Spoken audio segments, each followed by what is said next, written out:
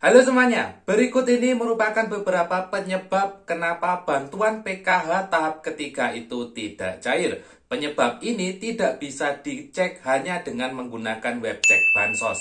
Tapi penyebab-penyebab ini sudah saya rangkum dan saya sajikan kepada Anda semua ketika saya sudah meng-cross-checknya pada sistem SIG-NG atau Sistem Informasi Kesejahteraan Sosial, di mana sistem ini hanya petugas saja yang bisa melihatnya. Nah, pada kesempatan kali ini saya sudah berhasil merangkum kepada Anda semua beberapa penyebab kenapa bantuan PKH tahap ketiga itu tidak cair pada pencairan kali ini. Dan berikut penyebabnya. Baik Bapak Ibu sekalian, Assalamualaikum warahmatullahi wabarakatuh. Salam sejahtera bagi kita semuanya. Berjumpa lagi dengan saya Haris, masih di channel YouTube Ahmad Haris Effendi. Pada kesempatan kali ini sudah kita ketahui bersama bahwasanya di sebagian besar daerah ya di Indonesia sudah melakukan proses penyaluran bantuan PKH ataupun sembako. Ya, ada yang bersamaan, ada yang bertahap atau mungkin tidak bersamaan gitu ya. Nah, pada kesempatan kali ini tentunya banyak sekali pertanyaan dari sobat netizen terkait pencairan kali ini, di mana bantuan PKH-nya pada tahap ketiga ini kok tidak atau belum cair. Nah, sebagian sudah melakukan cross-check ya menggunakan web cek bansos tapi masih belum menemukan jawaban. Pada kesempatan kali ini akan saya kasih beberapa bocoran ya terkait penyebab kenapa bantuan PKH tahap ketiga itu tidak cair. Datanya sudah saya rangkum dari aplikasi SIG-NG atau sistem SIG-NG ya, Sistem Informasi Kesejahteraan Sosial. Dan sistem ini tidak bisa diakses oleh sembarangan orang, hanya bisa diakses oleh petugas saja. Nah, pada kesempatan kali ini spesial sekali akan saya rangkum. Setidaknya di sini saya sudah menemukan 5 alasan kenapa bantuan PKH itu tidak cair. Bagi Anda yang bantuannya tidak cair, Anda bisa simak pada penjelasan saya kali ini agar nanti tidak salah paham. Tapi sebelum kita masuk ke penyebab yang pertama, ada baiknya bagi Anda yang mungkin belum klik subscribe ya di channel YouTube Ahmad Haris Effendi, silakan diketik tombol subscribe-nya terlebih dahulu ya. Tak lupa juga tombol jempolnya juga Anda klik untuk mendukung channel YouTube Ahmad Haris Effendi untuk terus berkembang ya. Baik Bapak Ibu sekalian, kemarin beberapa hari yang lalu pada Instagram resmi dari Kementerian Sosial itu sudah mengupload informasi terkait beberapa kategori yang tidak layak bansos ya. Informasinya ada di samping kiri saya atau di samping kanan Anda. Bisa Anda lihat di sana bahwasanya di sana ada beberapa kategori ya yang tidak layak bansos. Setidaknya ada 8 kategori, mulai dari sudah mampu ya berprofesi sebagai PNS, di mana keluarganya itu ada yang menjabat sebagai PNS TNI atau Polri ya, pensiunan, pendamping sosial, memiliki penghasilan bersumber dari APBD atau APBN, perangkat desa, dan juga tenaga kerja dengan penghasilan di atas UMK. Itu ada beberapa penerima manfaat yang tidak layak bansos. Selanjutnya dari informasi tersebut untuk implementasinya di lapangan ya, mungkin kalau Anda yang mengalami bansos yang tidak cair ataupun belum cair, Anda biasanya kan cross check pada web cekbansos.kemensos ya, pada website ini. Nah, setelah saya coba selidiki, ternyata website itu tidak bisa menyampaikan ya atau tidak bisa menyajikan alasan kenapa bansos itu tidak cair, itu tidak bisa. Salah satu contoh, saya kemarin coba meng-cross check data di mana tampilannya seperti ini. Penerima yang bersangkutan pada tahap 2 kemarin itu dia masih cair, dan tahap 3 kali ini dia belum ataupun tidak cair. Untuk alasannya tidak bisa muncul pada web cek bansos, sehingga pada web cek bansos itu tidak bisa menjadi acuan ya terkait penyebab ketidakcairan bansos PKH di tahap ini. Lalu saya coba cross-check pada sistem SIG-NG, Sistem Informasi Kesejahteraan Sosial, dari beberapa penerima manfaat yang bantuannya tidak cair. Nah, di sana saya menemukan ada 5 penyebab setidaknya ya, setidaknya ada 5 penyebab, mungkin bisa lebih dari itu. Jadi saya kemarin berhasil menemukan 5. Yang pertama yaitu alasan sudah tidak layak pemerintah daerah. Jadi gambarnya seperti ini ya. Jadi PKH tahap 3 tidak layakkan pemerintah daerah. Ini juga sudah sesuai dengan info yang diupload di Instagram Kemensos, bahwasanya sudah mampu, itu sudah tidak layak bansos. Nah, artinya tidak layak ini dia terverval, penerima manfaat tersebut terverifikasi ataupun tervalidasi, yang bersangkutan sudah mampu atau sudah sejahtera, sehingga tercoret dari kepesertaan bansos.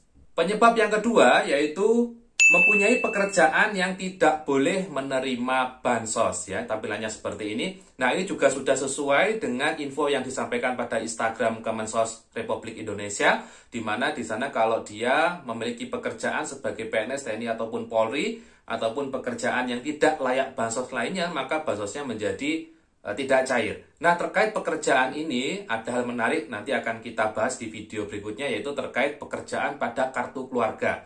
Karena Kementerian Sosial itu melihat status pekerjaan yang tertulis pada kartu keluarga Anda semua. Kemarin ada kasus di mana penerima manfaat di sana keterangan pekerjaannya itu pegawai desa, padahal dia bukan pegawai desa. Nah, itu menjadi tidak cair bansosnya. Nah, ini perlu Anda lihat kartu keluarga Anda, kira-kira di sana itu pekerjaannya apa? Apakah pekerjaan yang tidak layak bansos ataukah masih layak bansos?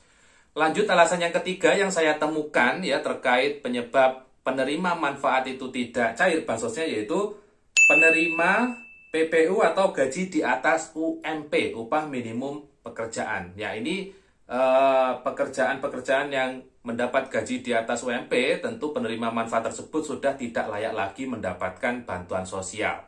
Berikutnya, alasan yang keempat yang saya temukan pada sistem SIKENJI yaitu gagal salur PT POS, meninggal tidak ada pengurus pengganti. Nah, ini adalah salah satu alasan di mana daerah tersebut itu menggunakan bank penyalur ataupun media penyalur pos gitu ya. Di mana di sana oleh PT POS ada keterangan di mana yang bersangkutan sudah meninggal dan tidak ada pengurus pengganti. Nah, sebenarnya kalau masih ada pengurus pengganti itu dilakukanlah pergantian pengurus begitu ya. Jadi kalau sebelum membuat akta kematian itu dilakukan dulu pergantian pengurus kalau masih ada ahli waris. Tapi kalau sudah tidak ada ya akan terverval otomatis tercatat meninggal dunia. Begitu.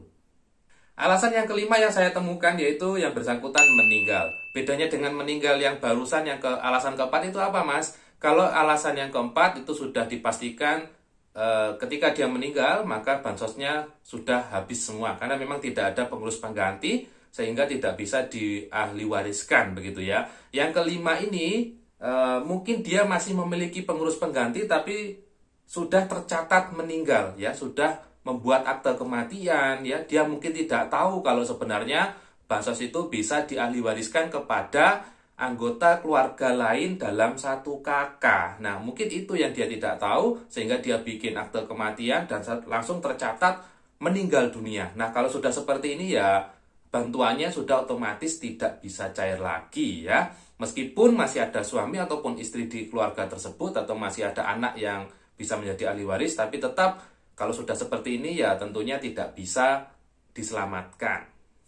Nah, tentunya dari kasus yang kelima ini, mungkin saya juga berpesan kepada Anda semua, khususnya para penerima PKH, kalau ada perubahan data, ada yang meninggal, ya ganti pengurus, pindah alamat, saya kira segera konsultasikan dulu ke pendamping bansos Anda masing-masing. Jangan gegabah untuk mengurus perbaikan data kependudukan. Ya memang bagus untuk pengurusan data kependudukan, tapi kalau Anda mungkin tidak tahu teknisnya, itu nanti juga akan berdampak pada data bansos ya, karena para penerima bantuan sosial itu sekarang datanya sudah terintegrasi sedemikian rupa, sehingga kalau Anda ingin melakukan perubahan data, kalau Anda ragu ya, sebaiknya Anda konsultasi dulu ke pendamping PKH Anda masing-masing, agar nanti Anda diarahkan dan tidak salah jalan.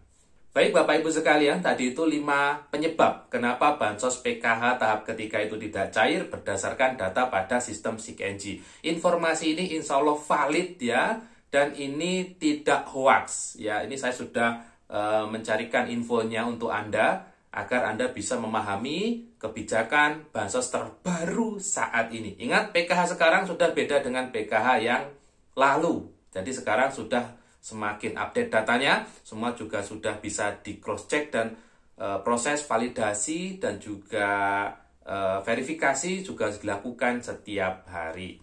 Mungkin itu yang bisa saya sampaikan ya terkait penyebab bansos PKH yang sudah tidak cair dalam waktu 1 atau 2 tahun ya lebih. Nah, itu biasanya memang bansos PKH atau BPNT-nya memang sudah tidak bisa cair lagi ya. Jadi kalau Anda penerima PK BPNT sudah tidak cair sejak 2021 misal atau 2020 misal, biasanya memang bantuannya tidak bisa cair lagi.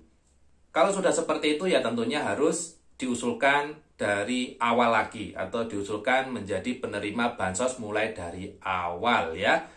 Baik, mungkin itu yang bisa saya sampaikan pada kesempatan kali ini. Semoga informasinya bermanfaat. Bertemu lagi dengan saya di video saya berikutnya. Mohon maaf kalau ada kesalahan kata dan ucap. Dan wassalamualaikum warahmatullahi wabarakatuh.